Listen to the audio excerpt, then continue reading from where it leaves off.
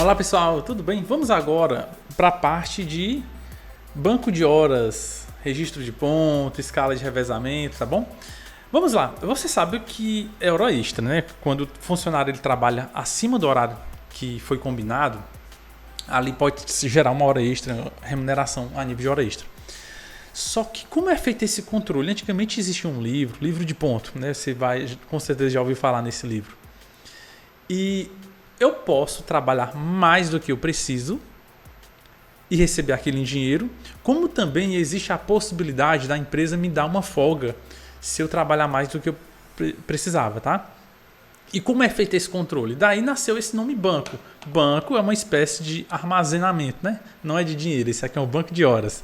Então, o banco é um mecanismo que permite compensar horas extras trabalhadas em um dia para você reduzir em um outro dia. E isso não precisa a empresa pagar hora extra. Então, funcionário, eu preciso que você fique 2 horas a mais hoje. Só que quando você trabalha com hora extra, você não paga um valor da hora normal, tem ainda um acréscimo em cima dessas horas. Então, algumas empresas, para não ter esse custo adicional, ela trabalha com banco de horas. Se você trabalhar 2 horas hoje a mais, olha, lá no sábado, a gente tira 2 horas. Ou você, depois, se trabalhar, acumular 8 horas, você não precisa vir sábado.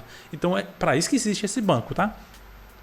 A jornada de trabalho diária pode ser estendida até 2 horas extras por meio de acordo individual ou convenção. O pagamento adicional do salário pelas horas extras pode ser dispensado se um acordo ou convenção coletiva permitir. Tá? Existe também um limite diário de 10 horas de trabalho, tá, gente? É as 8 mais 2. O banco de horas pode ser acordado por escrito individualmente, desde que a compensação ocorra dentro de um período máximo de 6 meses. Joãozinho acumulou 30 horas nesse mês, 30 no segundo, 30 no terceiro. Meu irmão, se passou 6 meses, a empresa ainda não compensou, ela tem que pagar em dinheiro. Tá? Então ela só pode guardar essas horas nesse banco, acumular, por no máximo 6 meses. Se ela não conseguir quitar em 6 meses, tem que pagar em dinheiro. Tá bom? No caso de rescisão do contrato de trabalho, sem que tenha ocorrido a compensação, aí vai demitir o funcionário, tem que pagar em dinheiro as horas que estão restando no banco. É permitido um regime de compensação de jornada por meio de um acordo não escrito ou por acordo individual, desde que a compensação ocorra dentro do mês, tá bom? Então, resumo, se você trabalhar mais horas extras nesse mês e pagou nesse mês, nem precisa de acordo, tá? É isso que está dizendo aqui essa parte da legislação. É o parágrafo 6º do artigo 59. Então, o banco de horas, gente, é para ter esse controle, tá bom? Johnny, eu sou contador, eu vou ficar controlando isso? Sai fora. Você pode orientar a empresa a usar um sistema, a controlar isso em planilhas, mas não puxe essa responsabilidade para você, tá bom? Até a parte do cálculo eu entendo, mas ficar controlando horas para mais, para menos, como a gente faz?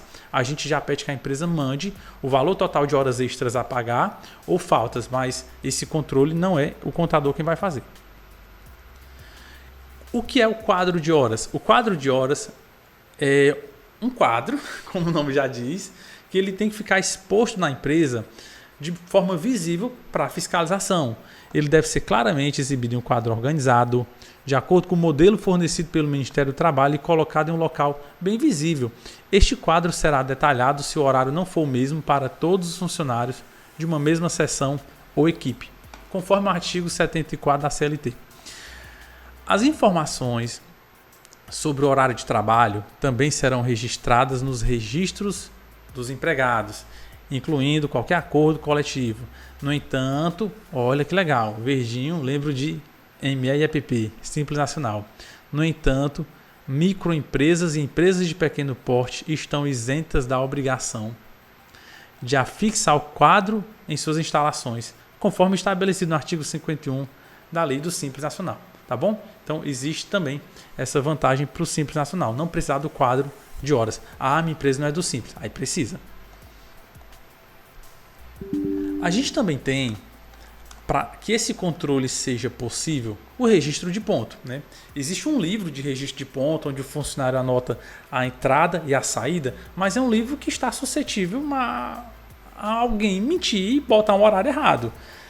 Tem funcionário que chega às 7 e diz que chegou às 6. No livro é possível fazer isso. Já existem sistemas onde o ponto ele é feito na digital, então já é mais difícil alguém burlar, tá bom?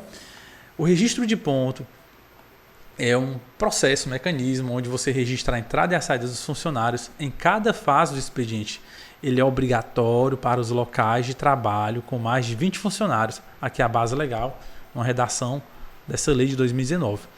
Pode ser usado para controlar as horas extras também, né? Existe um modelo em Excel. Além disso, é importante assinalar o período de repouso dos funcionários também, tá bom? Quando o trabalho é realizado fora das dependências do estabelecimento, quem trabalha com internet, instalação, o horário dos funcionários deve ser registrado explicitamente em fichas ou papéis que estejam sob a posse deles, eles quem colocam. E isso é necessário, sem prejudicar o que é estabelecido no parágrafo 1º desse artigo aqui. É importante destacar que não é necessário registrar o ponto para gerente que ocupa um cargo de gestão, que recebe um salário de 40% superior ao salário efetivo. Tá? E para aqueles que trabalham em serviços externos que não estão sujeitos a um horário específico, também não pode cobrar o ponto dessa galera, tá, gente? E aqui nós temos o REP, que é o Registro Eletrônico de Ponto. As empresas, aqui nós temos uma matéria, né, que saiu dizendo sobre o registro eletrônico. As empresas não são obrigadas a utilizar um sistema eletrônico. Ela pode trabalhar com livro, sim. Mesmo com 20 funcionários, ela pode trabalhar com livro. No entanto, se optarem por implementar um sistema eletrônico, ele deve estar em conformidade com os parâmetros dessa portaria aqui do Ministério do Trabalho. O REP, sistema REP, é o conjunto de equipamentos e programas informatizados destinados à anotação por meio eletrônico da entrada e saída dos funcionários. O uso de registro eletrônico de ponto passou a ser obrigatório? Não. O artigo 74 ele faculta o uso, é facultativo. Quais são os principais pontos da portaria da MTE 1510/2009? Ele proíbe todo tipo de restrição à marcação de ponto da empresa que não permite o funcionário marcar o ponto se ele chegar atrasado. Ela poderia, tá bom? Poderia não, ela deve permitir que ele registre. Estabelece requisitos para equipamento, identificação e ela obriga a emissão de um comprovante que eu marquei o ponto naquele horário, tá? Aqui é uma nota em relação aos sistemas eletrônicos de ponto.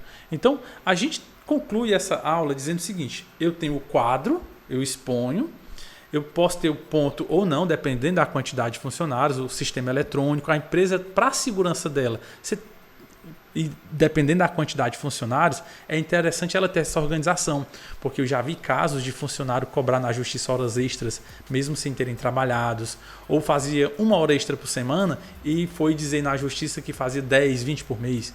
Por mês não, por dia. Por dia não, por semana, né? Isso, 1 hora extra por semana e fazia 10, 20 por semana.